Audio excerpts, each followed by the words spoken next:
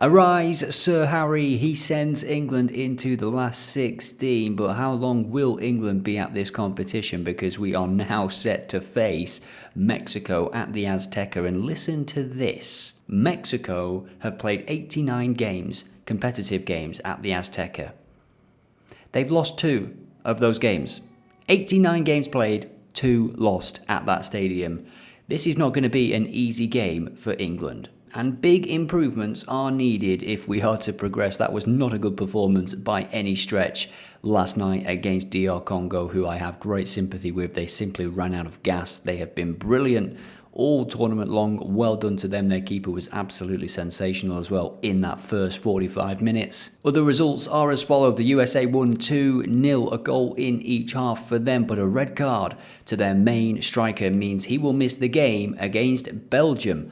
Belgium got through. They were 2-0 down with less than 10 minutes to go in the 90, and they came back to win it in extra time. Special stuff for Belgium. And is that the kind of result that can turn the fortunes around for a team like Belgium that have disappointed people for so long? Is that the spark that they needed to really go deep in this competition? Let us all know in the comments. And now on to today's card. We've got 3 games once more. Spain against Austria, firm favourites for that one. And the winner of that fixture will play the winner of Portugal against Croatia. That is a tasty fixture. Game of the day, no doubt, as Luka Modrić comes up against Cristiano Ronaldo. And then a little bit later, I'm not sure too many will be staying up for this one in the UK, it's at 4 AM, and it's Switzerland against Algeria. And as always, in this video, we're going to take a look at all the insights, all the recent form, the player data, and make some predictions. And speaking of predictions, well done to this user in the comments. You have won a month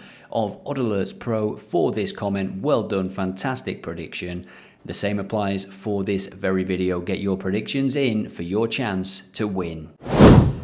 So we start with Spain against Austria. This is a one-sided affair if you believe the odds that the bookies are offering right now. Our probability model has it a little bit differently, 50.9%, just 25% chance of Austria winning the game. 1.35 is the best price for Spain to win after 90 minutes. And as we look at their recent results here, they topped Group H, of course. They are unbeaten in 32 games. That's not bad, is it? They haven't conceded all tournament, and they've conceded just 0.54 XG across the 3 games. The one word that I always mention when mentioning Spain is control. And a look at Austria's recent results. They scraped through the group as it happened, given that very late equaliser against Algeria in a game that ended 3-3. And taking a look at the player data, we can see Oyarzabal with 11 shots in the competition so far. I find that interesting. He's not a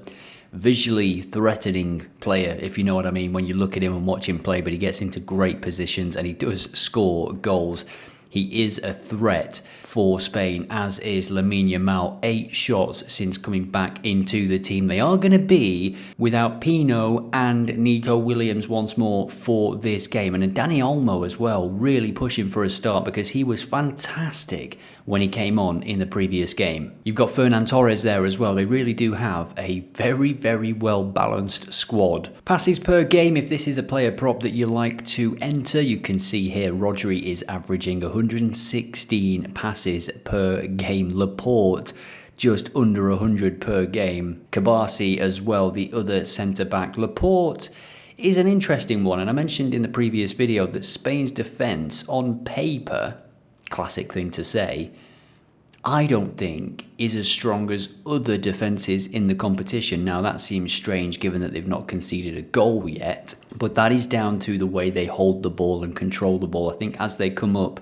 against better teams in the competition, I think they will ultimately concede a goal. Is this going to be the game where they concede for the first time in the World Cup? If you do believe that that's the case, then you can get 2.25 for BTTS. Our own probability model ranks this at 56.5%, meaning it is a value bet, a value play indeed. 1.77 the implied odds there, so 2.25 a great value bet indeed. And speaking of clean sheets, there has not been a clean sheet for Austria in this competition. You would not expect that to start today, given the quality of the teams that they have conceded to. They conceded against Jordan, they conceded 3 against Algeria, and of course 2 against Argentina. No shame in that.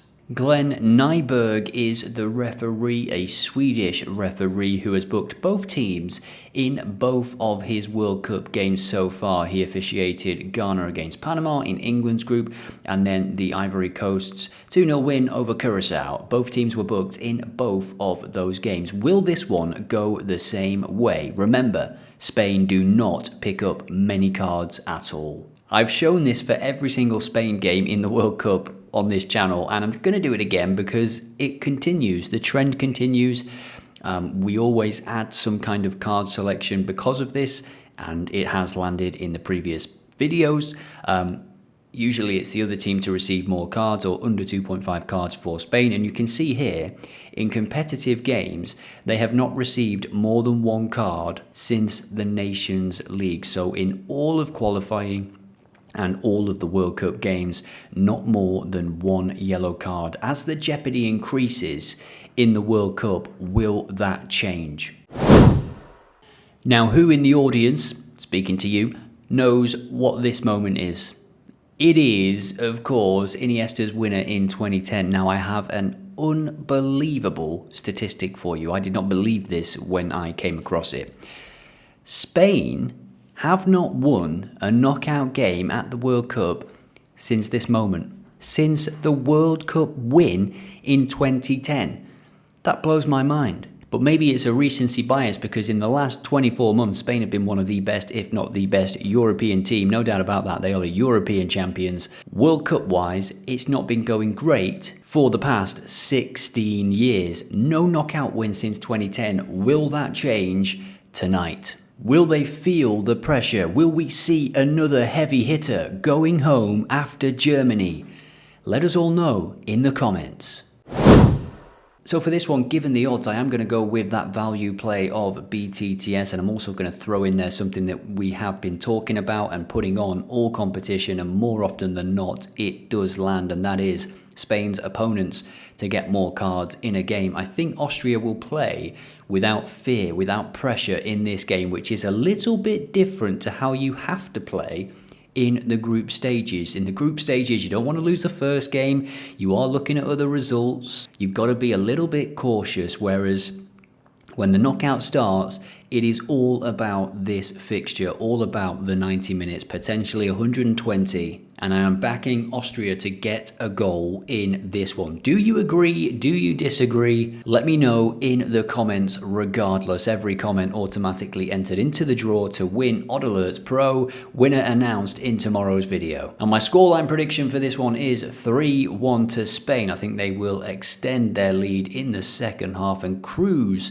to a comfortable victory in the last 20 minutes, given the substitutions that they are able to make. Next up, the battle of the 40-plus-year-olds. It's Portugal against Croatia.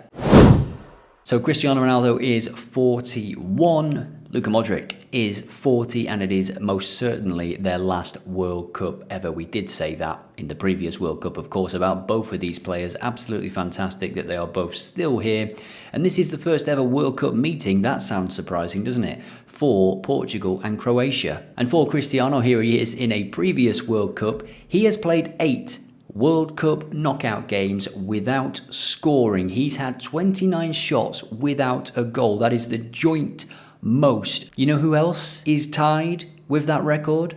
The one and only Roberto Carlos. 29 shots, no goals. Will Ronaldo break that trend tonight against Croatia? 2 draws and a victory for Portugal so far. Portugal fans and everybody from Portugal will remember the Euros, where I believe you drew your opening 3 games. So they won't care what they did in the group as long as they are through. But remember, the winner of this game will play the winner of Spain against Austria. So highly likely that the winner of this game sets up a round of 16 tie with Spain. And Portugal against Spain, well, that would almost be as tasty as paella. And Croatia have been a little bit underwhelming for me. We may have expected some better performances, but ultimately they've got 2 wins out of 3. They've done something that Portugal have not done, which is score in every game. And they have great pedigree for going deep in international tournaments. We'll take a look at shots here because there are plenty for Portugal. In fact, they have had more shots and more possession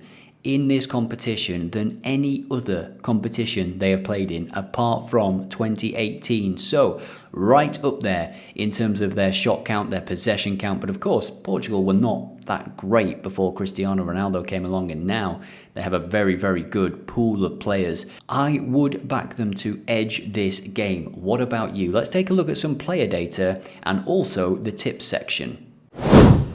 Now we'll take a look at some player data, and we can see here total minutes played in the World Cup. 270 minutes means you've played every second of every game, and we can see Ivan Perisic at the top there. He's had a very, very creative season domestically, and he is also an aging player, no doubt about that. And I find it interesting that all of these players, we've got 8 players that have played every minute of the competition across both squads.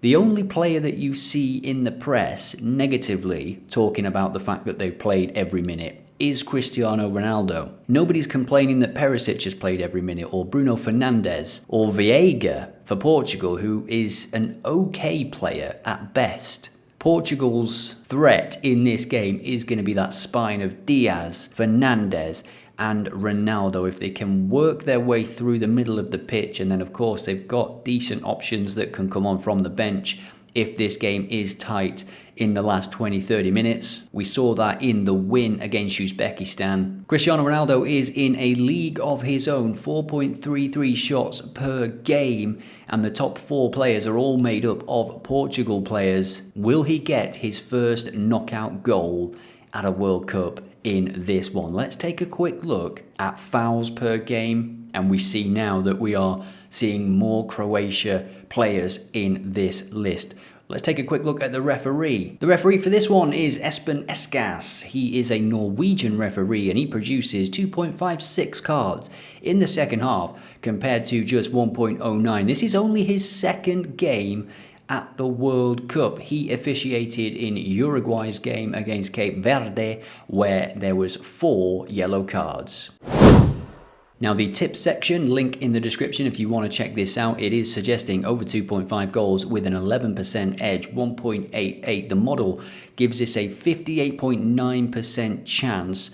Both teams' recent goals lean high. Croatia's games in 8 out of 10, and Portugal average 2.3 goals for, and Croatia are conceding an average of 1.5 per game. Both teams to score as well at 1.82, comes with a 9% edge. Now just checking out the football form guide to show you a statistic that we did mention in the previous episode, and this line that we're about to put on actually did land in the previous game for Portugal, and it is relating to the offsides. Ronaldo's being caught offside quite a bit in this competition, and we can see offsides for 26 in the last 10 games. That is more than any World Cup team. And my prediction does lean into that. We can see here over 1.5 offsides in 90 minutes for Portugal in this game. Both teams to receive a card. I don't think this will be an easy game for Portugal at all. Croatia are a wise and experienced old team when it gets to this stage of the competition. And over 1 goals to be scored in the game. I was close to going with BTTS. And again, if I'm mentioning the probabilities in my head, I think it's probably around 50% this in terms of Croatia potentially getting a goal. We do have Ruben Diaz at the back in the team for Portugal. They kept a clean sheet against Colombia. There is that in the back of my mind, so that's why I'm going for what I see as a reduced risk option, over 1.5 goals instead of BTTS. But Croatia are a team that concede goals, and as we've seen, they've scored in every game so far. They scored 2 against England in that first game. England have only conceded 3 goals total in the last 14 games now, and 2 of them were against Croatia. This is a huge game, and I think Portugal will edge it. I'm going to go with a 2-1 victory to Portugal, and I'm going to back Ronaldo to get that knockout goal that he's been craving. I'm going to say a penalty for Cristiano in this one. Now let's check out the final game. Now to the final game, Switzerland against Algeria, 4 a.m. from Vancouver. 4 a.m. in the UK, it's not going to be 4 a.m. in Vancouver. That would be a strange time to play a football match, wouldn't it? The subplot here, this is the man we are showing first. This is Algeria's boss, Vladimir Petković, and we're showing him because he was Switzerland's manager for 7 years until 2021. You could say that he is trying to knock out a team that he has built. Algeria's best performance at a World Cup was in 2014 when they got to this same stage, the first knockout stage, the round of 16, and they went out to eventual champions, Germany. Switzerland topped Group B, unbeaten as it happened. They had a little bit of a wobble in the first game, didn't they? 7 points, 7 goals scored, only 3 goals conceded. They beat co-host Canada. And this player, 20-year-old Johan Manzambi, has 3 goals and an assist in the group stages from midfield as well. He is a contender at this moment in time for Young Player of the Tournament. Now, I do appreciate the odds for Switzerland, to be honest. They are evens or just above to win over 90 minutes. No clean sheet for Algeria. They conceded 2 or more in 2 of their 3 games. Switzerland scored in every game, and I would absolutely expect them to continue that run in this one. So for this one, I am going to go with the straight victory for Switzerland. I just think evens for them to win is a great price. You can reduce risk by going with them to qualify. Maybe this one goes to extra time.